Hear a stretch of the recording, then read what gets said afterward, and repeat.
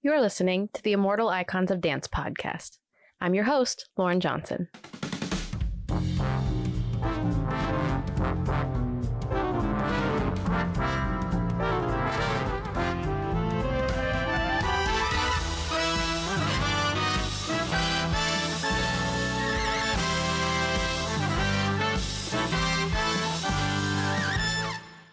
In this week's episode, we'll be learning about Martha Graham. Martha Graham was born in 1894 in Allegheny County, Pennsylvania, and at 14, she and her family moved to Santa Barbara, California. In 1911, at the age of 17, Martha attended a dance performance for the first time. She saw Ruth St. Denis perform in Los Angeles. After that, Martha began training at the Denishawn School of Dancing and Related Arts, which was founded by Ruth St. Denis and Ted Shawn. She continued training there until 1923, when she left to become a featured dancer in the Greenwich Village Follies Revue in New York. Here, she was supporting herself through dance for the first time and had opportunities to choreograph. But after 2 seasons, she left the Follies and took a job at the Eastman School of Music, where she had complete control over the dance classes that she taught. Using her students from Eastman, in 1926, the Martha Graham Center of Contemporary Dance was established. Later that year, she held her first independent dance concert. Her early work was heavily influenced by her teachers and the Denishawn dance style. But Martha began pioneering her own technique, which centered on the principles of contraction and release. The content of Martha's ballets often centered on Greek mythology, like in Cave of the Heart, Night Journey, and Errand into the Maze, and on American history and folklore, like in Appalachian Spring. During her career, Martha created 181 ballets and other works. She worked with composers such as Aaron Copland, William Schumann, and Samuel Barber. She created roles for dancers including Margot Fonteyn, Rudolf Nureyev, and Mikhail Baryshnikov. And she trained future innovators of the modern dance landscape, including Merce Cunningham, Paul Taylor, and Twyla Tharp. In 1969, Martha announced her retirement from the stage. However, she continued to teach and choreograph until her death in 1991 at the age of 96. To list just a few of the honors Martha received, in 1976, she was the first choreographer to receive the Presidential Medal of Freedom. In 1979, she was a Kennedy Center honoree, and in 1985, when the National Medal of Arts Award was created, Martha was among the first recipients that year. In 1998, Time magazine named Martha Graham Dancer of the Century, and People magazine named her among the female icons of the century. Here at Immortal Icons of Dance, we would have to agree. Her legacy is perpetuated in performance by the Martha Graham Dance Company and Graham 2, and by the students of the Martha Graham School. Today, we will speak to someone who was a student of Martha's and a member of her company. Today, we'll be hearing from Jacqulyn Buglisi. Jacqulyn began dancing at 4 years old, and much of her early training was in the Mary Vigman technique at the Boston Conservatory of Music. When her family moved to New York, Jacqulyn auditioned and was accepted at the High School of Performing Arts, where she took class from teachers who had been original dancers in Martha Graham's company. In the evenings, Jacqulyn took class and trained with Martha herself. After graduating, Jacqulyn suffered an injury to her foot that required her to stop dancing for a bit. During this time, she traveled to Europe and began teaching the Graham technique in Italy, and founded the first school of contemporary dance in the community of Spoleto, Italy. In 1977, Jacqulyn joined the Martha Graham Dance Company, and during her 12 years as a principal dancer, she performed roles in many Graham masterpieces, including El Penitente, Seraphic Dialogue, Acts of Light, Night Journey, Cave of the Heart, and more. She also had the ballet Tangled Night, created for her by Martha. After her performance career, Jacqulyn went on to have her own teaching and choreographic career. She co-founded and is the artistic director of Buglisi Dance Theatre, for which she has created a repertoire of more than 100 works. In 2011, Jacqulyn developed the Table of Silence Project 9/11 in response to the 9/11 terrorist attacks on the World Trade Center. This is a public tribute that honors the victims of the attacks and promotes peace and healing in the community and in the world. Each year since 2011, more than 150 dancers rehearse and then gather on the plaza at Lincoln Center in New York City to take part in this dance ritual. This is how I first met Jacqulyn. In 2014, I took part in the Table of Silence project. Jacqulyn has been the chairperson of the Modern Department at the Ailey School for 25 years. She served on the faculty of the Juilliard School for 14 years and has been with the Martha Graham School since 1977. She continues to guest teach at the Performing Arts High School and at studios and schools around the country. She has received many accolades for her work as a choreographer and as an educator. And now it's time to hear from her. Well, today we are going to welcome to the podcast Jacqulyn Buglisi. We're really excited to have you here to talk about your experiences dancing for Martha Graham. All right. Could you begin by telling us about your earliest years dancing? Well, I started dancing at 4. My mother took me to dancing school. And that was the beginning of a long journey. Mm-hmm. Because I just felt so in love with it. And I was lucky that I had some early teachers that were the Swoboda sisters who came from Russia. And one of the unique things about what they taught also, and it was little, I learned acrobatics. They taught you with the ropes. They tie the ropes around you and bring you across the floor, and you learn how to do all of that, along with ballet. And they were just wonderful. Loved them. And I would have to say my mother was just really so fantastic that she saw I had this just passion for this dancing. And so when my family moved to Massachusetts for a while, just outside of Boston, I didn't want to do recitals. I wanted to just learn how to dance, seriously. So she got in touch with Jan Veen at the Boston Conservatory of Music. He was with the founder and taught Mary Wigman technique. So my father on Saturday morning would drive me into Boston again after he'd been there working all week, and he would drive me in to take class at the Boston Conservatory of Music. So that was a really wonderful opportunity for me, because not only was I learning a contemporary technique, a modern dance technique, along with ballet, but I was being taught by the founder. And the class was also divided with older students from the university. And my family then was going to move back to New York. I'm just synopsizing this, mm-hmm. Of course. And to New York, back to New York City. And I told my teacher, also Ruth Ambrose was my ballet teacher, what could I do at moving back? And so she said, well, we'll think about, how we could help you, recommending, where you could study in New York City. And just at that same time, Mary Wigman was coming to the Boston Conservatory of Music for a visit, in fact, her last visit to America. And I got to take that class. And at the end, I was also given the honor of bestowing on Miss Wigman a bouquet of flowers. And so I got to talk to her, and I said, I'm moving to New York City. Miss Wigman, do you know who I should study with? And she said, you should study with Martha Graham. And that's what I did. Now, when she said that, did you know the name Martha Graham? Had you heard of her? Had you had any experience seeing any of her works yet? Jan Veen had given me my first big book on modern dance, contemporary. Well, it wasn't called contemporary dance, it was modern dance at that time. And so I had this big, beautiful book. And on the cover of that book, which I still have, mm-hmm. is a big picture of Martha Graham. So I had been informed. They were really amazing teachers, and so embracing to let these young people, integrate and be absorbed also on Saturdays in the different, weekend programs with the professional program, at the university. Mm-hmm. So then what was your first experience with Martha in person? What was the first impression?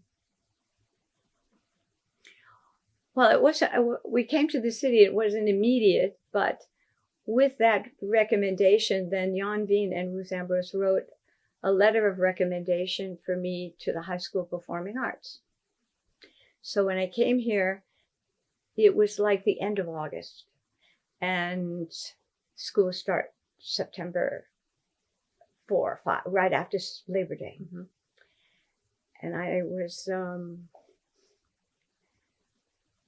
nervous because we weren't sure, what school my parents weren't sure what school my sister and my brother could get into with that short timing. And they just happened, when my parents called, they just happened to have a last minute audition before the first day of school. They'd give a last audition, and there were about 18 to 20 dancers that were going to participate, and they said I could participate in that. So I went to the audition for the High School of Performing Arts just before Labor Day. And my father took me and waited 120 West 46th Street, Middle School. And after the end of the audition, Gertrude Scher and Rachel Yoakum called into the meeting, and they said, well, we're going to take a chance on you.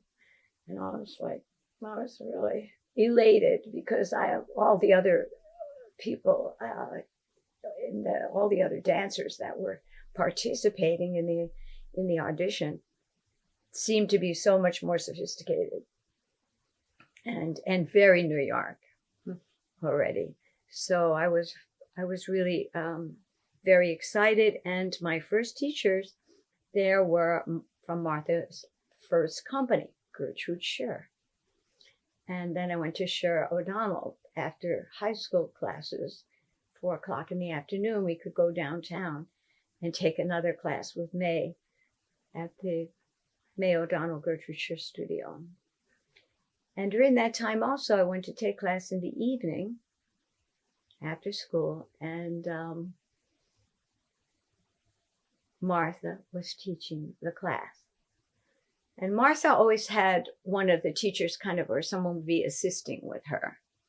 And so there was a company member there. I think it was Bonnie Oda was also there. And I think she maybe had gotten into the company or just in the company at that time. And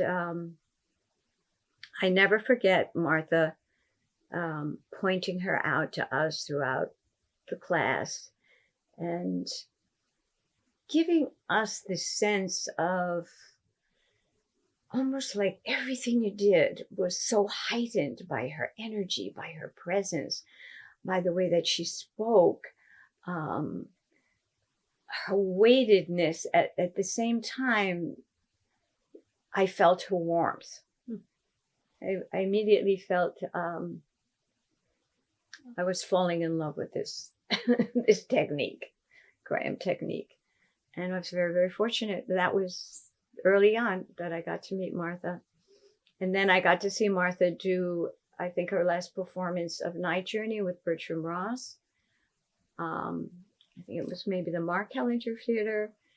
And then also I saw her dance in her role at the Brooklyn Academy of Music in the Acrobats of Gods. And that's the only time I ever saw that ballet, actually, because we never did it when I was in the company. But it didn't get revived. Could you talk some more about what she was like in the studio? You said you felt a warmth. Could you expand on that some more? Well, I think, it's just, sometimes it's like what you're feeling too. So I was always a little nervous at that time, to be in the presence of Martha Graham, this, incredible artist and person who had created at that time all these ballets. And to me, there was something so beautiful about the work that I didn't really know everything intricately about the ballets, but you could feel it, and just the investigation into, for example, Night Journey at 13 years old. That was incredible to read a myth. So I was also very fascinated by her, to hear her every word. It was like you're already brought into attention, like you're sitting on the edge of your seat, on your bones, on the ground. And she gave a sense of feeling like gravity, that you would feel that the floor under you, you would feel this was not just this wood, but this wood was connected to something even deeper into the earth. And I think that's why I first came across this idea, about the way I work now, that, you're always connecting to the magma, and you feel from the magma through your body out into the cosmos, the power, of energy that runs through the spine. So and the way she spoke, brought you also to another level of listening. I could listen when I felt still listening to her speak. She just had this incredible aura all about her. It was just, I think most people felt that way in her presence, that there was something in another realm there surrounding her persona. Was very, very big and very great. And she could be very, very strong in her criticisms, which could be terrifying. She was. Does one stand out in your mind? Well, it was one, and of course, I always wanted to sit way in the back of the room, because the more of the professional dancers were in the front of the room, or more advanced dancers, older dancers. And she would say something like, movement never lies, right? So your imagination and how deep and what that means. So I always felt like she could see right through to your heart, right? She could connect right to your soul. I thought that she was divine, I guess, in a way, so yeah, movement never lies. Never lies. Yeah. I see that now in such a different way, teaching the technique for 50 years, that incredible, gift of being able to teach the technique over this many years, and then see into the students and see how that evolution of that phrase, when I look at a dancer and I see them, and when the movement is really strong and really sincere, and when it is not. Now you begin to see how far-reaching and what depth that Martha was speaking to you. Mm-hmm. How did you transition into being a company member? How did I transition? Well, many things happened before I actually got into the company. Okay. I was invited. Take us through. To come. So after graduating from high school performing arts, I had these, wonderful teachers, David Wood. I also went to the Graham School and had class with Mary Hinkson and Ethel Winter. During that time, Yuriko, some of the most amazing dancers and teachers, and the dancers in the company taught class. So you get this, and Pearl Lang. And Pearl Lang also, at the time that I was graduating, or during that period, not too far after, she started the Alvin Ailey American Dance Center, which was on 59th Street with Alvin Ailey. And so Pearl was at the Graham and at Alvin Ailey. And I went to take Pearl's class. She invited me to take her class. And that was very wonderful, exciting. But she was giving an audition, whatever, and I jumped with a big jumper, high jumper, and always never enough. Anyway, I fell and broke my metatarsals and on the side of the foot, that bone, and then the four metatarsals. And so that was, at that time, quite a big injury.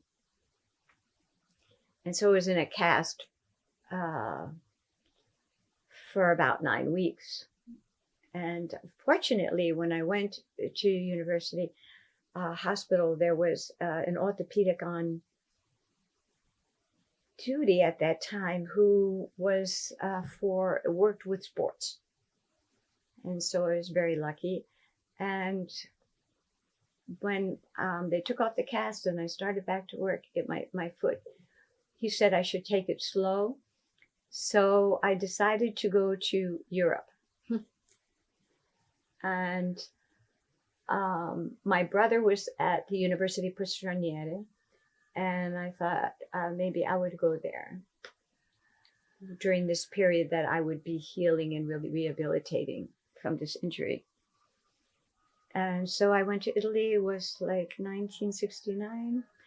And when I got there, I was enrolled in University in Perugia, University Straniere in Perugia, and shortly ended up in Rome studying dance again. Mm-hmm.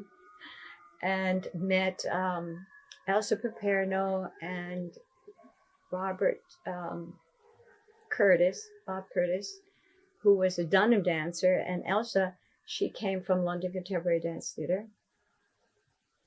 And a few other people slowly came together. And this happened near the Piazza Navona in the Centro Professionale di Danza for ballet. It was a Francesca Astaldi's school for ballet. And we started doing demonstrations and grand technique all over Italy and started first contemporary dance company, Teatro Danza Contemporanea di Roma. And then I was hired by the Mayor of Spoleto to start one for children for the community Spoleto. So I was over teaching. And we did some performances, and I'll make a longer story short. Mm-hmm. I know it's just kind of jumping over mountains here. So we were I was choreographing there, and we were performing and really introducing. We were the first company to introduce contemporary dance, modern dance to Italy. Otherwise, everything else had to go through the Scala. To teach, you did everything was ballet and the opera. So this was really very magical and wonderful. Anyway, Pearl came to see us dancing there in Rome in a performance, and she came backstage after the performance and she said, if you come back to New York, I will give you a job. And so with that, I finished up in Italy and came back to New York, and Pearl kept her word. And we did the show Hard to Be a Jew at the Eden Theater, Yiddish Theater, at the Eden Theater on 2nd Avenue with Joseph Bulloff and these wonderful famous actors. And Pearl was doing the choreography for the show Hard to Be a Jew. And that's where I met Christine Dakin. And Christine and I shared a dressing room for the many, I think we did more than 100 performances of that show. We became very good friends. And then not too long after that, I was also dancing with Joyce Trissler and Pearl, Manuela Lum, and then Mary Anthony. And then there was an audition for the first company, the Graham Company. And so I went to take that audition, and the company was doing Primitive Mysteries. So they needed to have more women than usual. And that was going to be for a season at the L'Enfontaine Theatre. And the guest artists were going to be Norea and Fontaine doing the Romeo and Juliet scene. And so that was kind of interesting too, that here they were being the guest artist for this season that was being done 1977, L'Enfontaine Theatre. And I was doing Primitive Mysteries. And I skipped over a lot of things there, which is that, you know, when I did get to go to Jacob's Pillow and perform for 3 years with Pearl Lane Dance Company. And then working with Joyce Trissler, I met my husband, Donald Foreman, and he also got into the Graham Company at the same time. So we both got into the Graham Company in 1977. And yeah, that was a very, very exciting and very wonderful opportunity to be able to not only be invited to join the Martha Graham Dance Company, but also to be able to do the touring and so forth with my husband. It was very nice. That had to have been very special. You know, most people don't know about Martha and how compassionate she can be. And when being in the company and my father died, her warmth, her genuine caring was something I'll never forget. Really so deeply moving from my heart to my heart. And the same thing happened when my mother died just before my son was born, a month before. And the thing that she said, you know, she said in understanding to me, and then saying, you know, I had to bring my son to her, so put him in her lap at 3 weeks old. That side of Martha, I think most people really don't know. And we were like her family. You know, we rehearsed until 10 o'clock at night, Monday to Friday, and then on Sunday, 2 hours for Martha. That was her, you know, something that I think has always meant a great deal to all of us who were there together. If you like the work that is being done here at Immortal Icons of Dance, there are many ways you can support. Most simply, you can follow us on Instagram at Immortal Icons of Dance. It would also be great if you could rate the podcast on whatever platform you listen. 5 stars are always appreciated. Now, during your career in the company, you got to step into some roles that Martha originally danced herself. Is that correct? Night Journey, yeah. Can you talk? In Night Journey, I did all 3 roles. So it was in the chorus, and then leader of the Night Journey chorus, and then the role of Jocasta. And so the characters, Jocasta, Tiresias, and Oedipus. And it's basically the Oedipus myth. Martha did that, and the music is William Schumann. And that ballet was done, I think, 1947. Martha created that ballet. And it's I think it's one of the most beautiful, deep, in a way of speaking to the human condition, when you think of that type of story and what it touches on. And even just in the very beginning, learning the chorus, the movement is so deep that you're going into your interior landscape. And it really takes the power of having learned what is contraction, what really should do the contraction, and how you use the technique within the rep, or how the rep, actually informs the technique, and vice versa, how both of them then grew.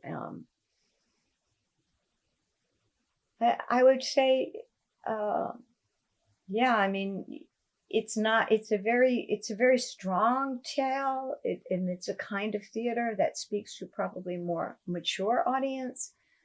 But still the story has a great arc. And the beginning of the ballet starts with her holding the rope just before she's about to hang herself.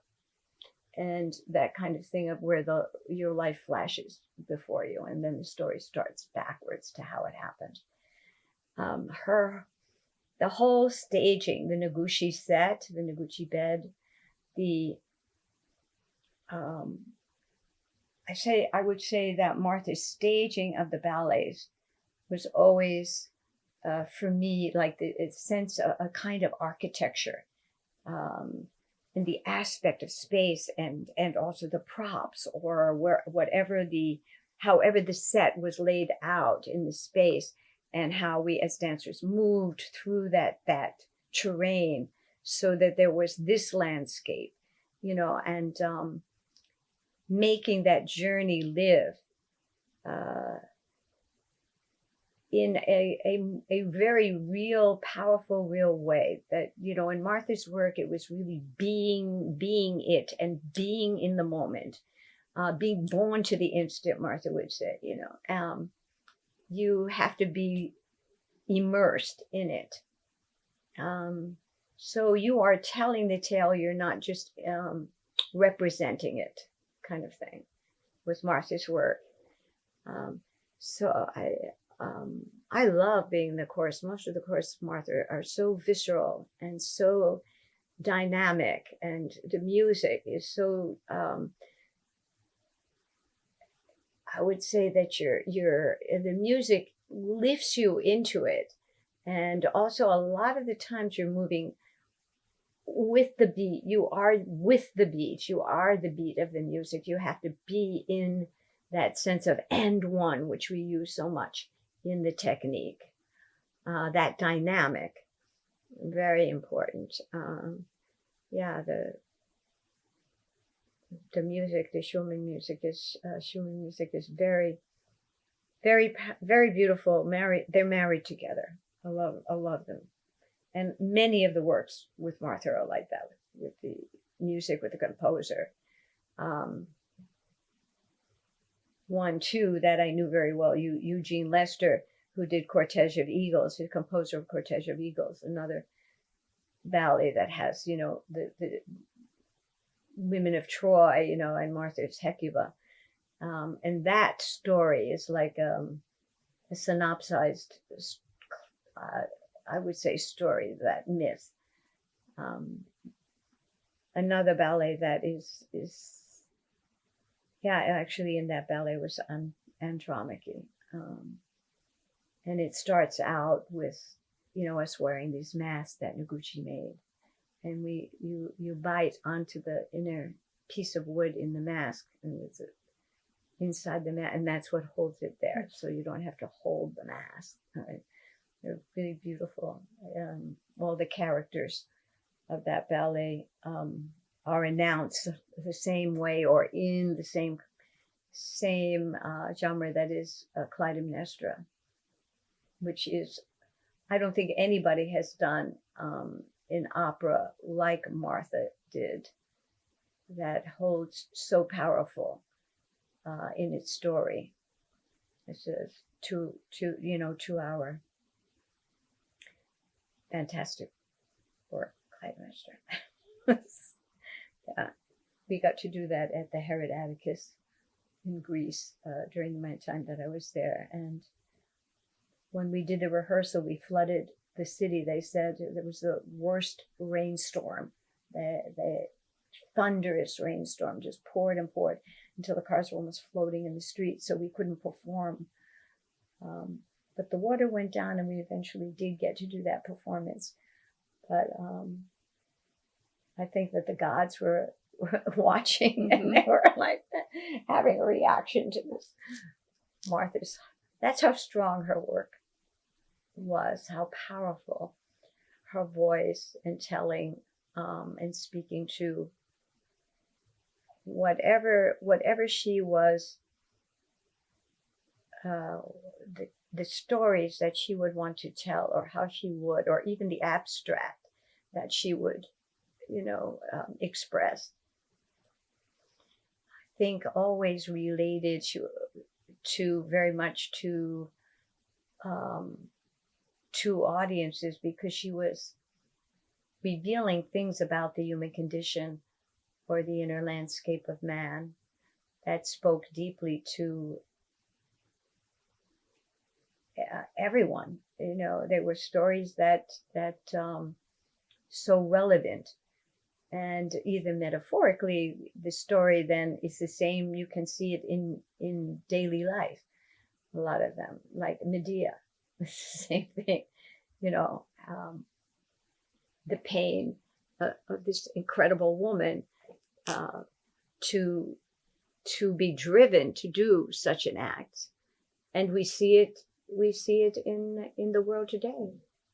We see Jason and Medea and the princess, and that's another one of her really great ballets, Cave of the Heart. Yeah. You had some roles created on you. What was that like compared to stepping into a ballet that had been done before?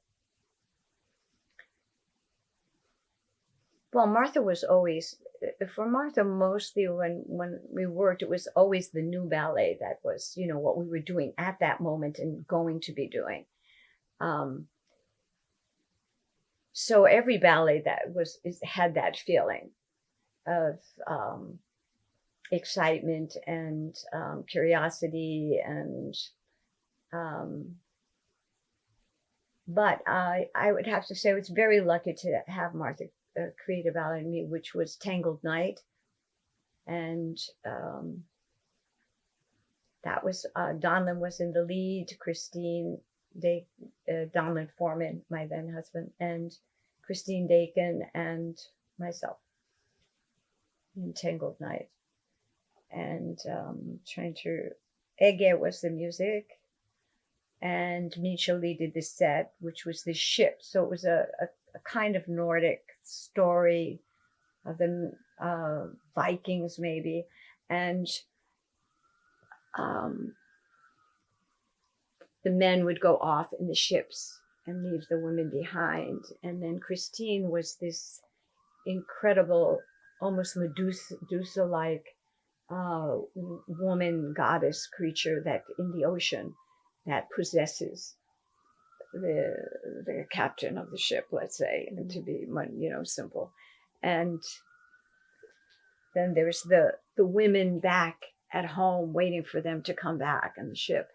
And so I'm leading the women, and have a solo in the ballet, trying to bring and hoping to bring my husband back, home. And it was okay. It was one of those Viking stories, those incredible. I felt like we worked a long time on it, and Martha was very. I think she was always, I felt like, driving us in such a way that she would say how she wanted the movement to be, or we had also the language, the technique and so forth, but just learned from her intonation what she wanted us to do, and then we would just experiment with that, and really try to show her, give her back the physical image. Would she come to rehearsals with ideas already prepared, or was she really, in the space working with you in real time creating? Both. Okay. Both, definitely. She was, and a lot of things came from, Martha was really extremely well read, and had, I don't know, she just seemed to have endless stories and the endless knowledge of humanity, I would say. So yeah, being in the studio with her was as I said, you're being on the edge and helping to create this energy. The room was filled with everyone creating this driving energy, so that it's like driving, a chariot of horses, would say, to the finish, so we would just keep moving and moving and driving and moving and moving, to try and help Martha realize whatever the work was, what it didn't. And she did many works. I mean, almost to the end of her life, she would still do. This is one of the last works that she did. Yeah, I mean, I think when you work with someone, you give your whole heart. It's like a love affair too. It's a very deep trust. And I always felt that Martha trusted me with her work, or trusted me to do what she expected. And she always had a way of also allowing you to know, okay, keep moving, going. How far could you go? Until the inevitability of a movement. And in the inevitability of a movement, that's what drives the passion and the emotion to be realized deeply, the interiority of spiral, or the interiority of capturing something so compelling, that it's almost burst, of energy, the power that bubbles up to, something that's like volcanic, it keeps writhing and thriving and writhing and going deeper and further in, until there's a lightning, or thunder. So some movements are like mountains. Some movements are like rivers, some of the movements, and Martha had the depth, she did The Owl and the Pussycat, with Liza Minnelli, did that at the Met, premiered at the Met Opera House, Lincoln Center, and Liza Minnelli did the narration, and Carlos Cernak did the music, and Min Choli did that set as well. A beautiful little pea green boat. The Owl and the Pussycat went to sea.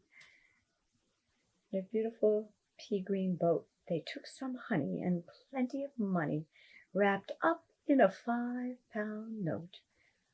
Anyway, so this is really, really beautiful. And how Martha would also have this sense of humor and wit. Terrific. Are there any memories from the studio that, like, when it crosses your mind, it makes you laugh or smile?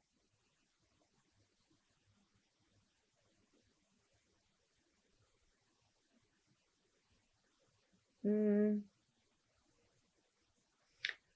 don't know. I think when I brought my son into the studio and Martha wanted to hold him in her lap.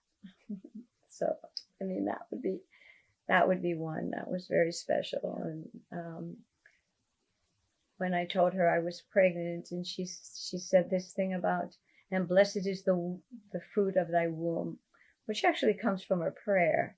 But she would always say something like that. It makes you, like, oh, thank you, Martha.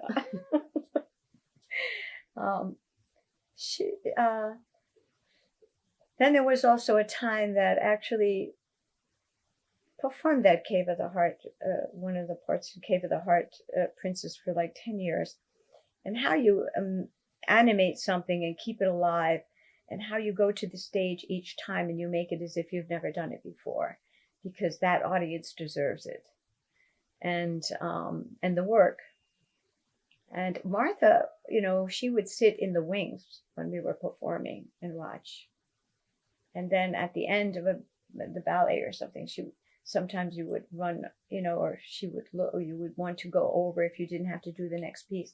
You could go over to Martha, and there for it, and she would tell you how, oh, that was very good, or she might not be so happy, or she could let you know how she felt, and that was always very, very, for me, it was always this thread that she was there. I think always gave me strength and confidence, and the trust kind of makes you also. It had to be better than you're always striving for a kind of perfection. But one night when I was in rehearsal with Martha for Cave of the Heart, and with my husband this time, he was being the Jason, Miss Ballet, and we stayed a little bit later, and Martha was working with Donlin and I, and helping to animate the movements, that especially the princess, that when she's sitting on the rocks waiting, for Jason to pick her up in the air, or to take her to the next part of the stage, or over to the elephant, or it's so. We worked on that, and Martha had a way of making her do a movement that it was never enough just here. It would continue until it went all through your back and under your scapula and down into the sacrum and down into, the womb of whatever, might be deeper than you imagined, to go as far as you could possibly go without making it not stiff. It still has to be moving. It's like intense, slow motion, moving and breathing. And so the breath is so important, in Martha's movement.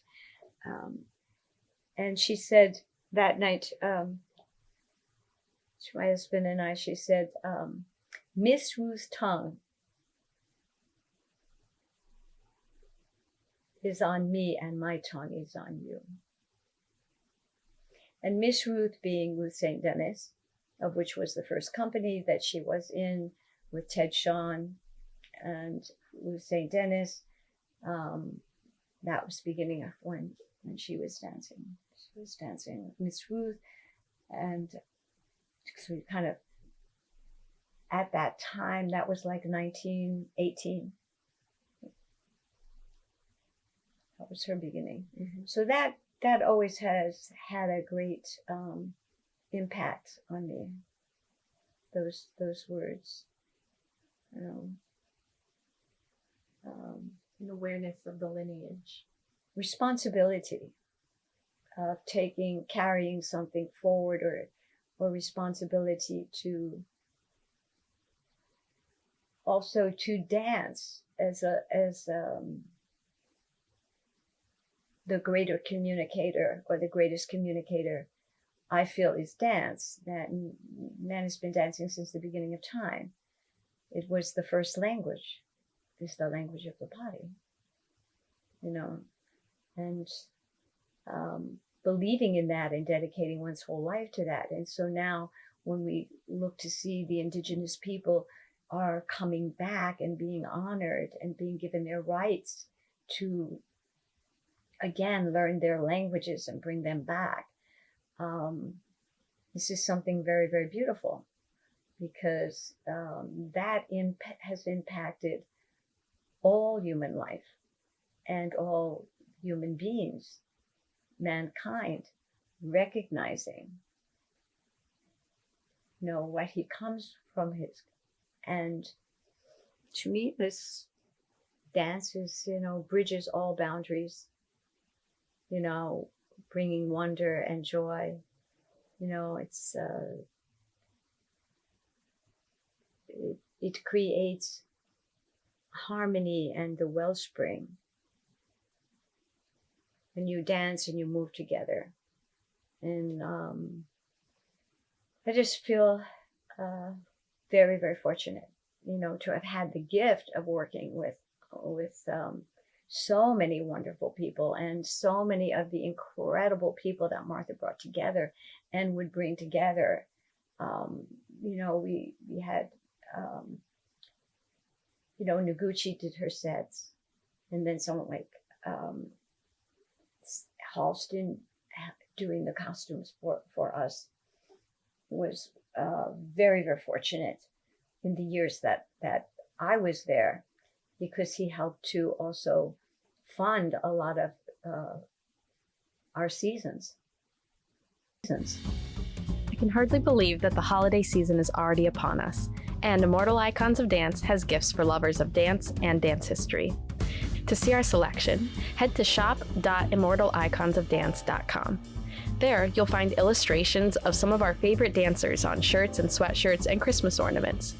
There's also a collection of rare and vintage dance books and ballet programs. The one item that I'm most proud of is the wooden ornament celebrating the upcoming 90th anniversary of Balanchine's Serenade. It was designed, painted, and assembled by my hands in my uncle's garage this summer. There were only 50 made, so it's a very limited edition. Hopefully you can snag yours before we're sold out. To get ahead on your Christmas shopping, head to shop.immortaliconsofdance.com. So we've touched on the idea of you being a torchbearer and having the responsibility to bring this forward and continue the technique and the artistry. What are some of the choices, the artistic choices you've made in what you've chosen to create and teach and who you work with?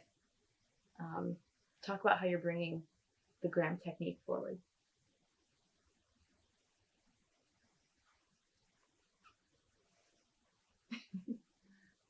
Well, that's a big question. It's got a lot of tentacles. Yeah.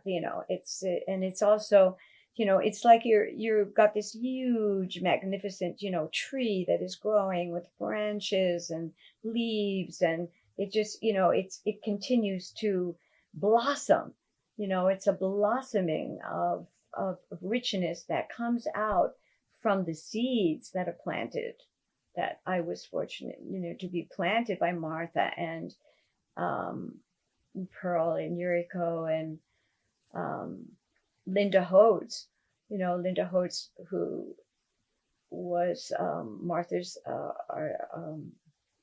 artistic director, co-artistic director with the company, the rehearsal director. She was with us on every tour and everywhere we went during the time I was in the company. All the rehearsals, Linda Hodes was there. Incredible. Carrying on this technique that I feel is something that also can heal your body with dancing. You heal your own body. This is the breathing in, you're breathing in, breathing out, you're breathing.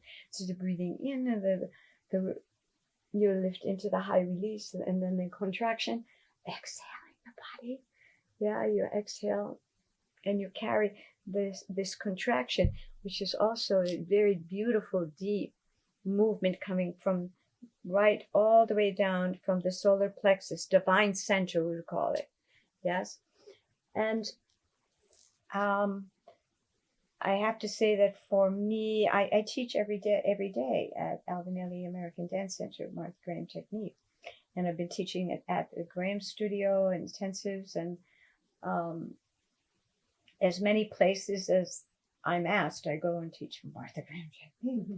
And I use that in my, a lot of dancers who study the Graham technique or Horton technique, ballet, combination of those. But for me, I'm carrying that legacy forward because I believe deeply that Martha Graham technique really builds an incredibly strong, powerful dancer, human being. Understanding, you have to understand your body and going into your body And when you breathe also correctly, going deeply into the body, do you feel, the more you know your body, the more you are at home with the technique. And the more that you also start to realize that you can have your home within your body. This is the true home. We will never be homeless. The power of the breath, and I think it's like can be like a meditation also. And so my creating the table of silence, this is this same kind of thing, a ritual, where you're using, just the simplicity of this, how you step and walk with each step, one step at a time, we can make change in the world. And how, for me, how could I serve? As you put your hands on it, you think, well, how can I serve humanity, or how can I serve using what I have been given to create something that would speak about the issues and emotion of our time, and that being the Table of Silence created after was 9/11.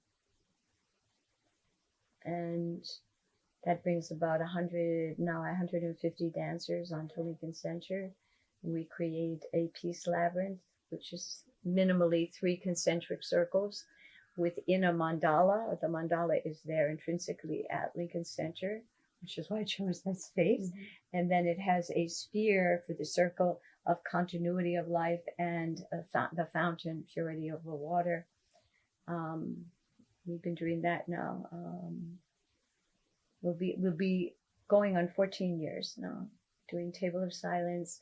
We do that every 9/11 in the morning.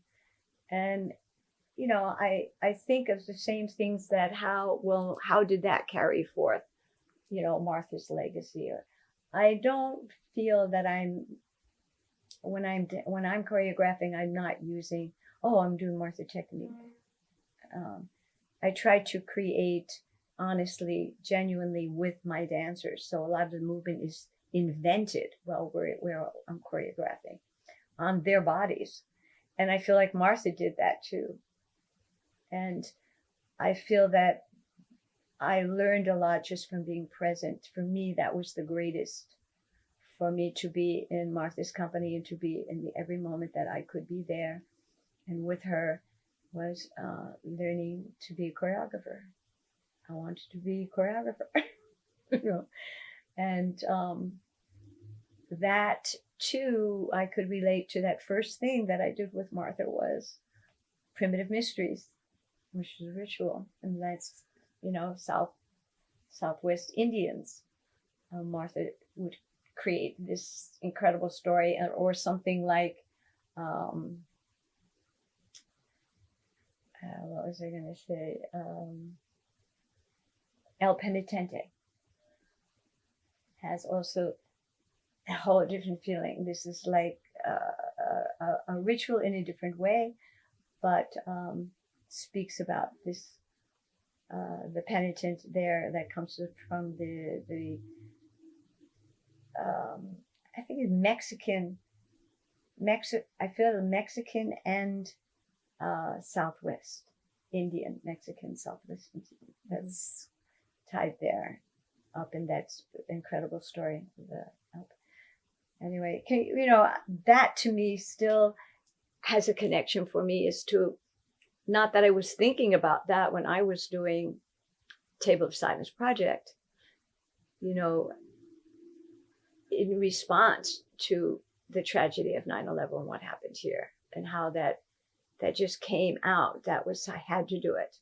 And it had to be in a place where there was the water and there was the mandala. And then if the dancers would come. And every year it's been like, well, will they come? Will they want to do it? But it's really for peace.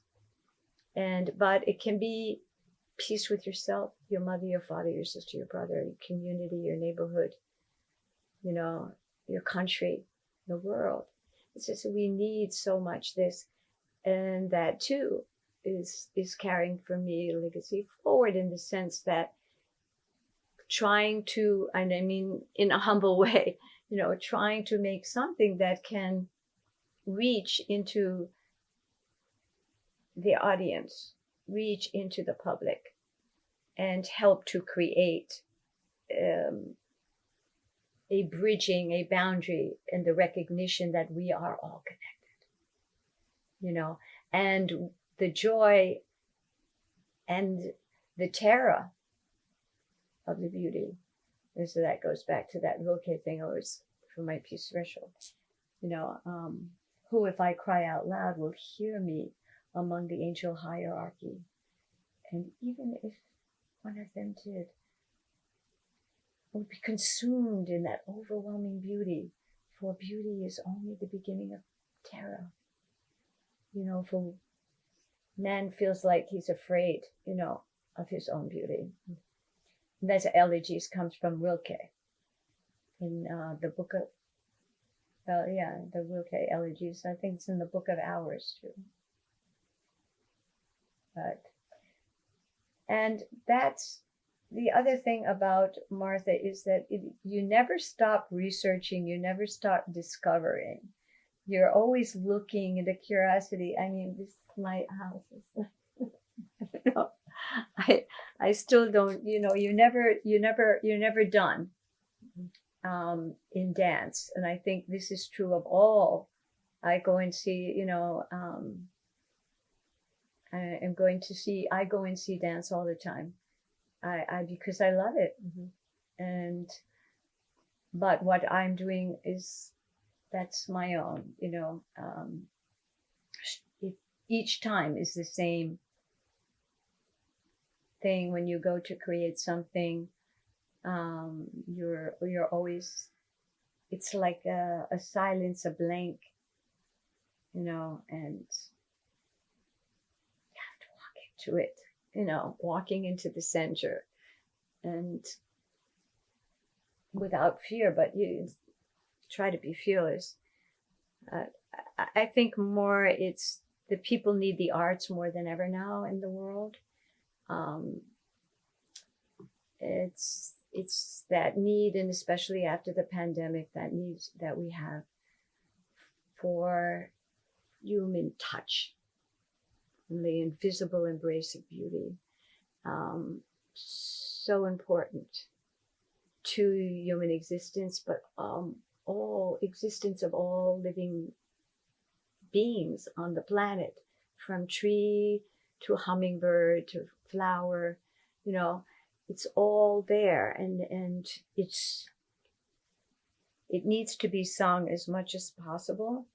I think and that's where I started to create all the moss works, because moss came to the earth 40 million years ago and helped to balance the oxygen on the planet that was firing and volcano and wild, and in doing so, it allowed for the beginning of life to, like, as if when the soil came, when the first tree came, to grow. And now we need a lot of moss. But I create a lot of moss pieces, my environmental works, to speak and bring awareness to what we're facing now, the environmental injustices, environmental climate change. With dance, you can say many, many things or tell many stories, and I think a lot of that strength comes from one thing. Martha always came to rehearsal. She always came. She was always there. And she came on tour, and she was sitting in the wing. So that was really always learning, in whether it was cold or hot or uncomfortable or not. She was there with us, and I feel that I learned a tremendous amount of. My phrase now, what I always tell to my table, is never, never give up. As always, I highly encourage you to check out our YouTube channel. There's a video version of every episode if you're more of a visual learner. But beyond that, I've created a playlist of videos that are relevant to each episode. More than anything, I want this podcast to be a gateway or a launching point so that you can begin to investigate a piece of dance history that you haven't engaged with before. My interviews could never capture the entirety of someone's experience with these great icons of dance, but the conversations we have here can lead to you discovering more. The playlists include old interviews with the dance icon, vintage footage of them dancing, and I also include links to books that they've written. I try to provide as many avenues as possible so that you can continue your own learning experience. Important, the Martha once said that thing too. It's like slitting your wrist and letting the blood run out when you have to raise money all the time to create. Mm-hmm. And now it's become very difficult to create because years ago, when you worked in the studio or when I was first choreographing, I had got the key. Martha let me have the key to the studio. And I was able to stay there. And I created in the studio there two of my first dances, Suspiri and Threshold, which we still perform now. Having the gift of space, when you're inspired, you can go in the studio and work. And that's become very, very difficult for choreographers today because now every moment, it has to be paid. You have to rent the space. And so we have to really try to nurture as much as possible the young people, the young choreographers, because it is very difficult. I have two quick questions to end with. I like the podcast to be a starting place for people. So if someone has never, never heard of Martha Graham or maybe only knows the name and has not looked deeply into her work, I like this to be a starting place where they can then take the next step to research more if they would like. If someone has never seen a Martha Graham work, what ballet would you recommend? What do you think is like the number one, the first taste that someone should have? Just one? Yeah, just one. Oh, that's hard to choose one from 189. That's like, whoa, okay. Let me see now. Okay, or top three. Analyze, let me see what they should see. Okay. Well, I think a dance that they're doing a lot now, which is absolutely magnificent, is Chronicle and Steps in the Street. If they see that ballet, they're going to come back and see another one. Okay. That one for sure. Mm-hmm. And there's I think you see Diversion of Angels, can be done on a ballet company, can be done on a modern company. People see that ballet with the music, Norma Joy music. It's so beautiful. Let's just see. One ballet, though, sadly, we don't get to see is Seraphic Dialogue, thinking of Norma Joy's music. And that was about the Joan of Arc and three aspects of Joan of Arc with Noguchi stained glass set and the two saints and St. Michael. So maybe that's going to come back, I hope. They'll get that ballet back into the Graham rep. But, I think there's also, now you can easily go on the internet and you can just look up Martha Graham, and get some little bit of knowledge of Martha Graham herself, how she started dancing. Mm-hmm. This is beautiful. You can see a short story, a long story, and then you can also see some excerpts, or just go and on the YouTube, and you can see Martha Graham doing Night Journey. I'm going to put a playlist together on YouTube of some different Graham videos. And so people who are listening, they can go and listen or watch some of these videos that you're talking about. One more that's is Acts of Light. And that's to Carl Nielsen music. Beautiful. celebration to the sun, and it's a celebration of the techniques, and we're all wearing gold unitards, and that also would be really wonderful for them to get an initiation. Okay, I'll add that to the list. Last question. There's several books that have been written about Martha Graham. Do you have a favorite? Do you have one that you would recommend as being the first source that someone should go to? Deep Song by Ernestine Stodell. Mm-hmm. All right. You heard it here. I've got that book. I'm going to post a link as well if you're interested in going and doing a little bit more research about Martha. Is there anything else you would like to add? Next week, we have a very special guest to celebrate the finale of our first season of Immortal Icons of Dance. We'll have Patricia Ward Kelly with us to talk about her late husband, Gene Kelly. It was amazing to hear so many firsthand stories of what he was like. Join me next week, and you'll get to hear them too.